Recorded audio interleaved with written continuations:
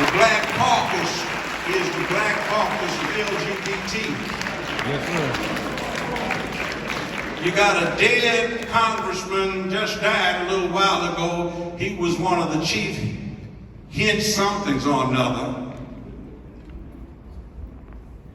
Too many of them are that way. Now, let me say this. For all of y'all know this land, and some of y'all in the audience, is your right to exercise your First Amendment and your political rights to be whatever the hell you want to be. I don't care what you do in your bedrooms. But when you start trying to kick down the door of my living room and come in and proselytize to me and confuse my grandchildren in his own. Now, right now, Foundational Black America has two big enemies. Old-time white folks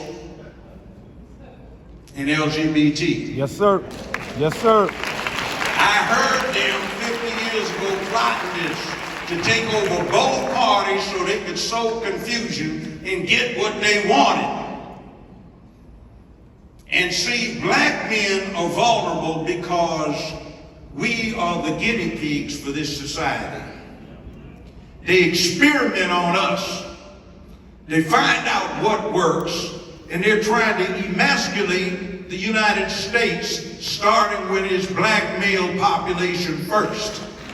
What works on us, see, causes us to act in a crazy fashion.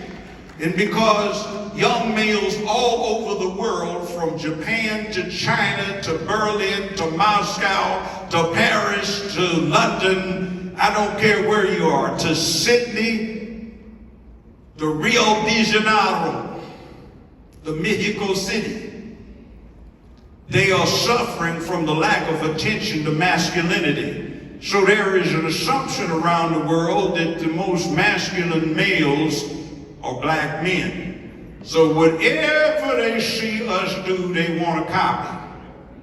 So they jack us up, so what we will give them to copy will jack them up too. And it's all about some sick people that hate what they are, hate what they want to be, and want to ruin the rest of the world. They want to steal your children because they don't have them. Drag queens talking to 3-year-olds, 4-year-olds, 5-year-olds, 6-year-olds, they're conditioning them. Remember when Mama used to say, you don't go to church on Sunday, you can't go anywhere else? That's exactly what they're doing. And we put up with it.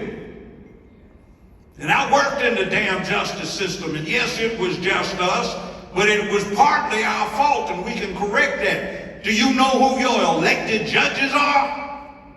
Or do you just wait until somebody hands you a sample ballot on election day and vote down that sample ballot?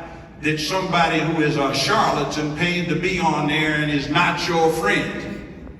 Do you do what so many friends who've known me for years do? Judge, I know you're not sitting anymore, but how do I get out of jury duty? I'm not telling you, because you need to do your job and sit there and administer justice.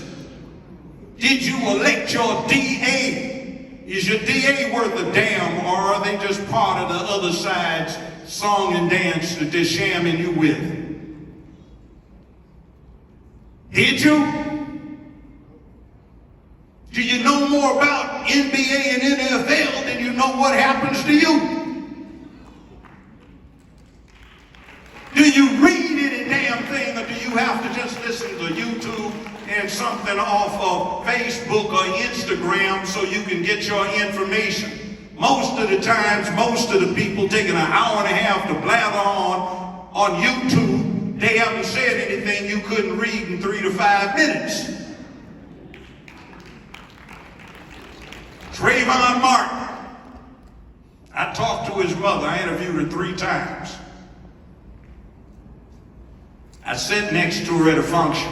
She said, Judge, could I ask you a personal question? I said, go ahead, ma'am. She said, those CNN people, ones that everybody's staying in their hotel, Anderson Cooper, he asked me not to say some things about Trayvon. I said, what's that? Why did he tell me not to let anybody know that when he was killed, his grandfather was a detective lieutenant on the Miami Police Department?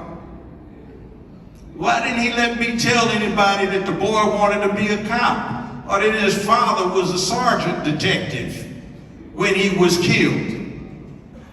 Because, ma'am, those filthy folk were trying to get ratings and make everybody go into this thing of the young brother had on a hoodie, so he must have been a street thug rather than a good boy who was trying to uphold law and order. They play that game on you, but you believe all this nonsense and poison. Get it together. Find your cause. Find your purpose. Humans do well when they get a purpose. Your primary purpose, ladies, is to be a good woman. Primary person, gentlemen, is to be a man. So what looks back at you in the morning in the mirror is somebody you have to answer to as to whether you did the right thing the day before, you're going to do the right thing today, and you don't have to talk about you don't have any daylight at the end of your tunnel, because there is daylight, and it's your obligation to get those people you are responsible for to the end of that tunnel, kill off the fire-breathing Gila monsters that are setting fire and setting smoke and flames to obscure the daylight. Even if you die in the process, at least you'll be a damn hero and somebody will remember you for something other than being a trifling fool. With that, get a purpose, man up, do what you gotta do, protect womanhood, promote manhood, get on your feet, don't ask for a damn thing.